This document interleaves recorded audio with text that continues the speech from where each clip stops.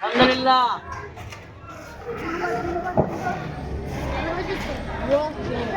বস, আপনার নাম তো চারিদিকে ছড়িয়ে পড়েছে। আরে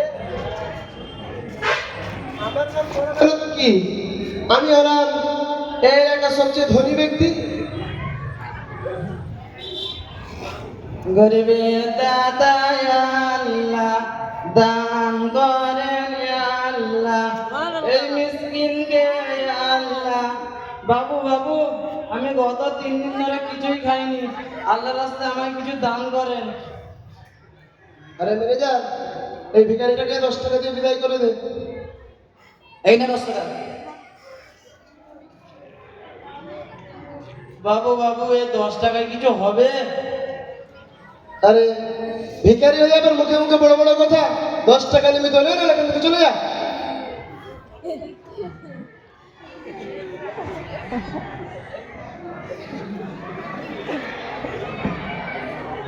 আসসালামু আলাইকুম। বাড়িতে কেউ আছেন? হ্যাঁ আছি, বলো কি দরকার? বাবু, আমি খুব অসহায় মানুষ। আমি আমার মেয়ের বিবাহের জন্য এসেছিলাম, দয়া করে যদি কিছু সাহায্য করতেন। ঠিক আছে ঠিক আছে, তুমি এখানে দাঁড়াও, আমি বসকে জিজ্ঞাসা করে আসি। বস, একজন লোক তার মেয়ের বিবাহের জন্য কিছু সাহায্য চাইছে। ঠিক আছে, ওকে 200 টাকা দিয়ে বিদায় করে দে। ওকে বস, এই নিন 200 টাকা।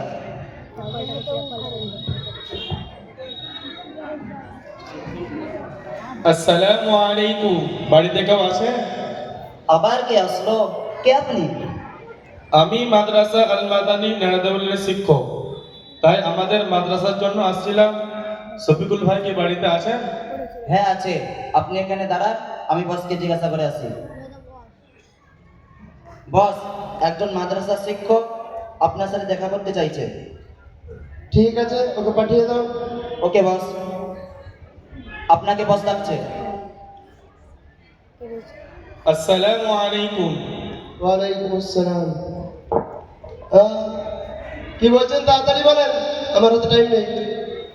বলছিলাম বলতে, আপনাদের পাশের এলাকার মাদ্রাসা আল মাদানী নেড়াদেউল থেকে আসছিলাম। আল্লাহ রাব্বুল আলামিন আপনাকে অনেক ধন সম্পদের মালিক বানিয়েছেন, তাই যদি কিছু সাহায্য করতেন আমাদের মাদ্রাসায় খুব ভালো হতো। ঠিক আছে ম্যানেজার, 500 টাকা দিয়ে বিদায় করে দাও। এই নিন 500 টাকা। ভাই, খুব আশা নিয়ে আসছিলাম আপনার কাছে। আমাদের মাদ্রাসা অনেক বড়, প্রায় 350 জন পড়াশোনা করে। তাদেরকে 3 বেলা খাওয়া দেওয়ার আরো অন্যান্য খরচ, তাই যদি আরো কিছু বাড়িয়ে দিতেন খুব ভালো হতো। দূর, এই জন্যই আপনাদেরকে রাখতে হবে। 500 টাকা দিলাম, আবার বলছেন কিছু বাড়িয়ে দেন। এই তো তোমার আগে দুজনকে দেওয়া হলো, এখনো পুরো সারা দিনটা বাকি। ঠিক আছে, আরো 200 টাকা বাড়িয়ে দাও তো। ঠিক আছে বস, এই নিন 200 টাকা। জাযাকাল্লাহু খাইর। আল্লাহ রাব্বুল আলামিন আপনার জানে মালে বরকত দান করুন। ভালো থাকেন ভাই। আসসালামু আলাইকুম।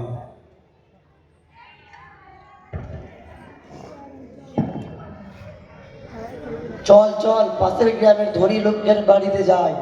ঠিক আছে। দাদা দাদা, বাড়িতে আছো? কে টনি?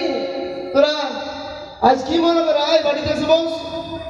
দাদা, বলছিলাম যে আগামী পরশুদিন আমাদের পাড়ার ক্লাবের পক্ষ থেকে একটা অর্কেস্ট্রার করছি। অনেক বড় বড় সুপারস্টারদের নিয়ে আসছি, অনেক খরচাপাতি তো আছে। দাদা, আপনি বুঝতেই তো পারছেন, আপনি আমাদের গ্রামের সব থেকে ধনী ও প্রভাবশালী ব্যক্তি হলেন তুমি। তোমার নাম তো এখন গ্রামে ও গ্রামে বাড়িয়ে খুব আছে, তাই মানে এত পুরোনো পুরোনো বাদ দিয়ে সোজাসুজি বল, কত লাগবে? ওই স্যার 30,000 দিলেই হবে। ঠিক আছে। বস, 30,000 টাকা দিলে চলবে? আপনি হলেন এই এলাকার সবচেয়ে ধনী ব্যক্তি। আমার মনে হয় এদের পুরো খরচাটা দিলে আপনার এই এলাকায় আরো প্রভাব পড়বে। ঠিক আছে, তোদের অর্কেস্ট্রারের যা খরচা পড়বে আমি পুরোটা দিয়ে দেবো। ওকে? ঠিক আছে স্যার।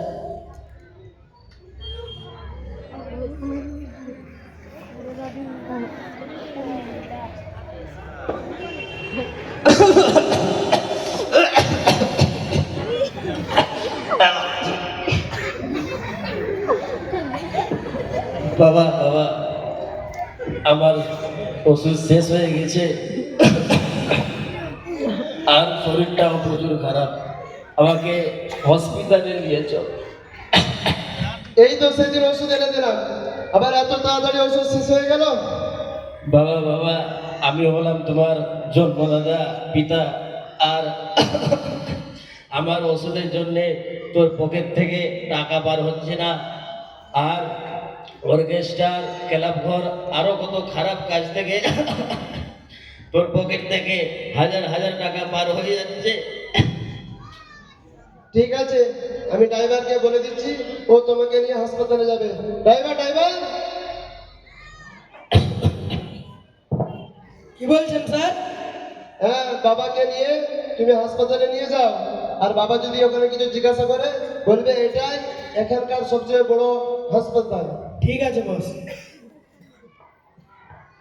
ম্যানেজার, আমার শরীরটা একটু খুব অসুস্থ, কি হয়েছে বস? বুঝছি না, আমাকে ধরো। কি হয়েছে? বস বস বস বস আর কি হলো? Doctor doctor doctor. হ্যাঁ বলো। আমার বসের খুব শরীর খারাপ, আপনি তাড়াতাড়ি আসেন। চলুন চলুন চলুন চলুন।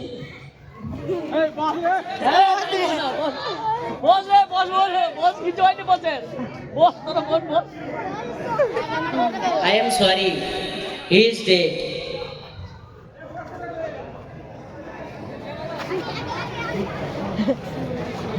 ভাই, কি আফসোসের বিষয়, আজ আমাদের সামনে থেকে একজন প্রভাবশালী ব্যক্তি চলে গেল।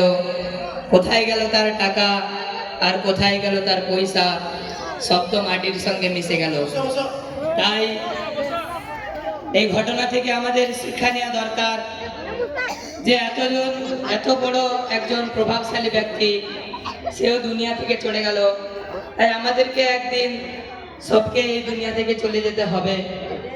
সেটা যেমন তেমন, কালকে আমাদের দিন আল্লাহ তাআলা আমাদেরকে 5টি প্রশ্ন করবেন। তার মধ্যে একটি প্রশ্ন হলো যে তোমাকে যে ধন সম্পদ দিয়েছিলাম, সেই ধন সম্পদ তুমি কোন কাজে ব্যয় করেছো? তো আমরা তখন কি উত্তর দেবো? কারণ এই সমাজে তো যেখানে 5 টাকা খরচা করার দরকার সেখানে 50 টাকা খরচা করে, আর যেখানে 50 টাকা খরচা করার দরকার সেখানে 100 টাকা খরচা করে।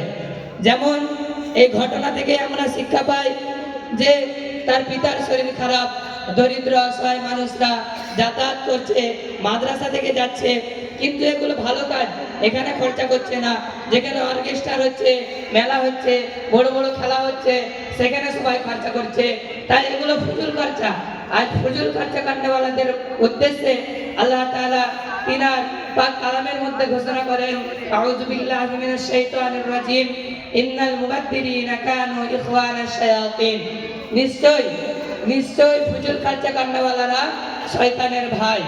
তাই ভাই, এগুলো তো ফুজুল খরচা। আমাদের করা দরকার ছিল দিনের কাজে, আমাদের করার দরকার ছিল পিতামাতার পিছনে, তা না করে আমরা উল্টা পাল্টা জায়গায় পয়সা খরচা করি। আর এই পিতামাতার সম্পর্কে আল্লাহ তাআলা তিনার পাক কালামের মধ্যে আয়াত নাযিল করেছেন, বলেছেন আনিশকুরলি ওয়ালিদাইক, তোমরা তোমার পিতামাতার শুকরিয়া আদায় করো এবং আমার শুকরিয়া আদায় করো। তো এই আয়াতকে উদ্দেশ্য করে আল্লাহ নবী সাল্লাল্লাহু আলাইহি ওয়াসাল্লাম পিতামাতার মর্যাদাকে বাড়িয়ে তিনিও তিনার জবান থেকে হাদিস বর্ণনা করে বলেন, হুমা জান্নাতুকা ওয়া নারুক, তারা উভয়ে তোমার জন্য জান্নাত অথবা জাহান্নাম। তাদের সেবা যত্নে বেহেশতে স্থান পাওয়া যায় ও তাদের সঙ্গে অশ্লীল ব্যবহার জাহান্নামে পৌঁছে দেয়। তাই ভাই, আমরা সকলে দুনিয়াতে যতদিন থাকবো ভালো কাজে, দিনই রাস্তায়, মাদ্রাসা, মসজিদ, অসহায় ব্যক্তিদের পাশে থেকে পয়সা খরচ করার এবং পিতামাতার পিছনে পয়সা খরচ করার তৌফিক দান করুক। আমিন। আখিরু দাওয়ানা আলহামদুলিল্লাহি রাব্বিল আলামিন। আলহামদুলিল্লাহ, বর্তমান পরিস্থিতি অনুযায়ী আজ আমাদের বাচ্চারা